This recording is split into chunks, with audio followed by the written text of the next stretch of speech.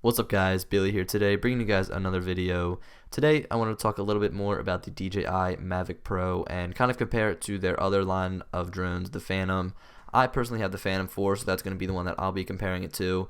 The Phantom 4 came out a little bit earlier this year, and now DJI has come out with another drone pretty much a month after I've bought mine, so I'm a little bit mad.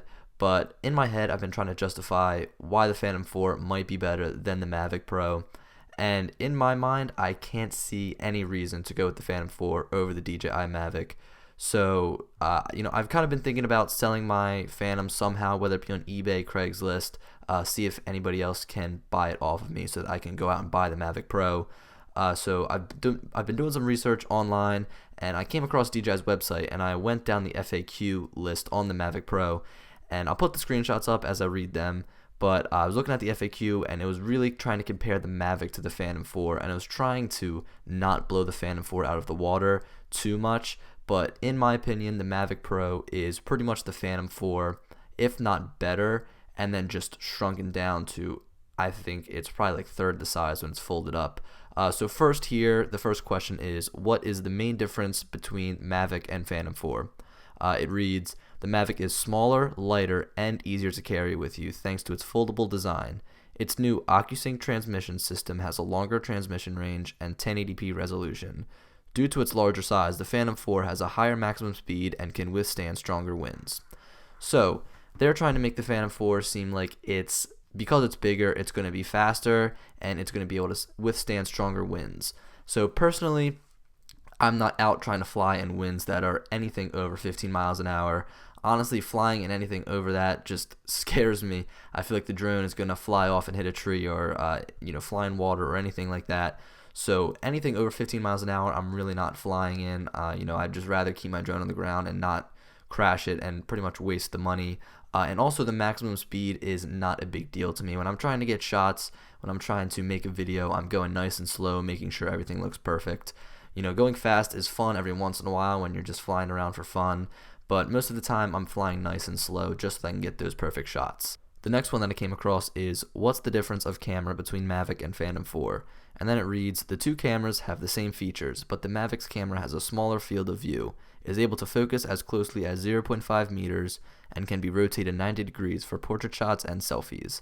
The Phantom 4's larger field of view makes it better suited for landscape imaging.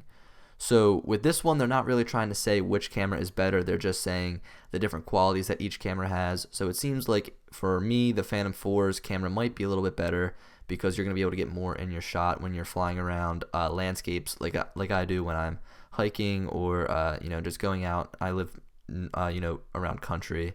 And then the smaller field of view sounds like it's going to be maybe for someone that's in the city, and the portrait shots and selfies is not really something that I'm really looking to do, so that really doesn't concern me that much. But I don't think that you're really going wrong with any of these cameras. I've seen side-by-side comparisons, and both of them look absolutely beautiful. And there's a few videos that I watch where it seems like the Mavic might have a bluish tint to that. I'm not sure if that's because they are the earlier versions that were released and maybe the software hasn't been completely updated yet, but I'm definitely going to sit on it for about a month, maybe a week, a month, maybe 3 weeks, somewhere around there, and I just kind of want to see where this goes and see exactly what the camera looks like. Now the third and final thing that I came across is, what is the highest level of wind the Mavic can resist? And it reads, the Mavic can withstand a level 5 wind, also called a fresh breeze. This is defined as wind speeds of 19 miles per hour to 24 miles per hour. So as I said before, it kind of ties into the very beginning. It says in the beginning, or in the very first one that I read, that the Phantom 4 has a higher maximum speed and can withstand stronger winds. Now, I've heard rumors that the Phantom 4 can withstand winds up to 30 miles an hour, which makes sense that it could withstand higher winds just because it's bigger. Maybe the motors are a little bit more powerful and the propellers are a little bit bigger.